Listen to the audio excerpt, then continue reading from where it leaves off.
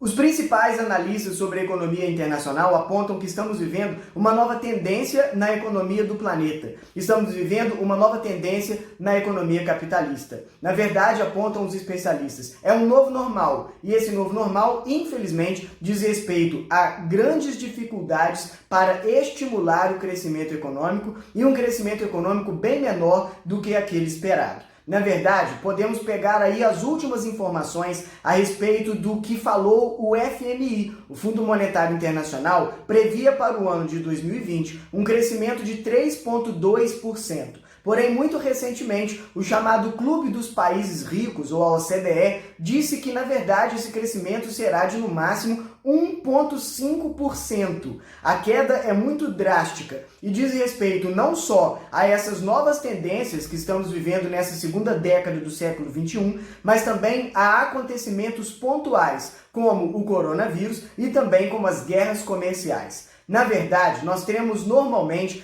três grandes políticas macroeconômicas para ajudar, para estimular o crescimento econômico. E como que essas três grandes políticas econômicas, não macroeconômicas, não estão sendo tão efetivas como costumavam ser? Os próprios economistas estão muito curiosos a respeito desse novo normal. Ou seja, mesmo usando os tradicionais mecanismos que tínhamos na macroeconomia para estimular o crescimento econômico, não estamos tendo as respostas que esperávamos ver. E isso traduz-se em um mundo mais instável, em um mundo mais vulnerável e um mundo de grandes incertezas.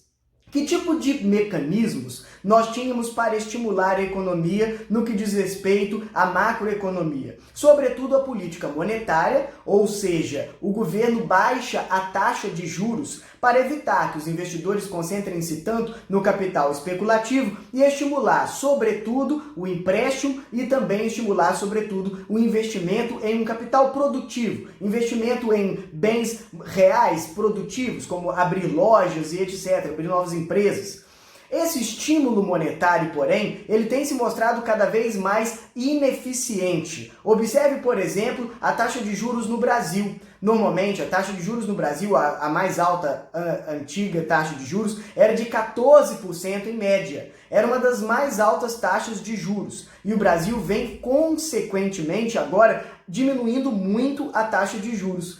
A taxa de juros no Brasil, hoje, é de 4,25%.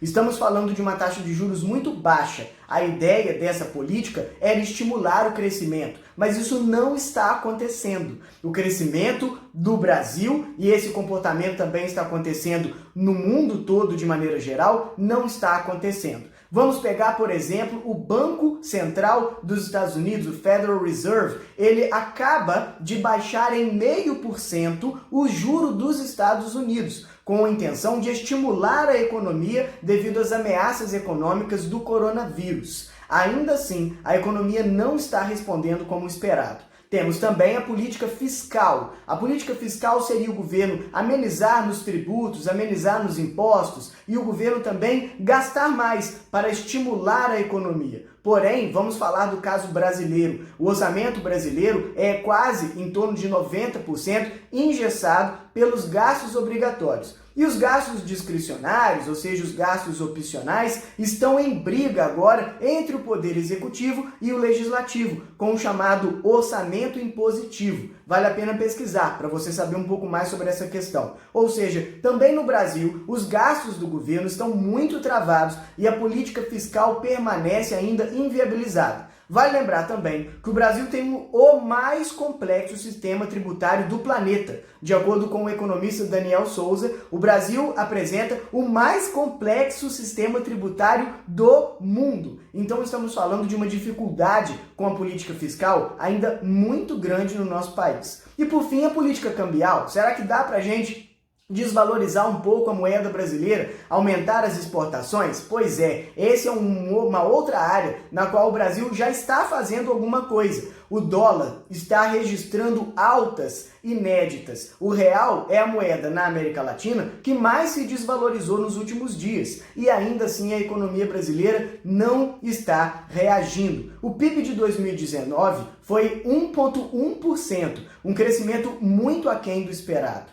Estamos, pessoal, vendo um novo normal na economia. Alguns economistas estão falando de japonização das tendências econômicas, ou seja, mesmo baixando os juros, mesmo usando os chamados mecanismos macroeconômicos, sejam eles a política fiscal, a política monetária ou a política cambial, não estamos vendo grandes resultados. Alguns economistas apontam que uma das causas seria as incertezas trazidas pela grande mudança tecnológica e trabalhista que estamos vivendo, talvez conectado com o processo no Brasil de uberização da economia, a quarta revolução industrial. Mas ainda assim temos muito que aprender sobre essa nova realidade que estamos vivendo na década de 2020. Infelizmente, uma realidade muito frágil, uma realidade muito vulnerável. Essa nova tendência, esse novo normal, soma-se também à instabilidade do coronavírus e das guerras comerciais, que já abalaram bastante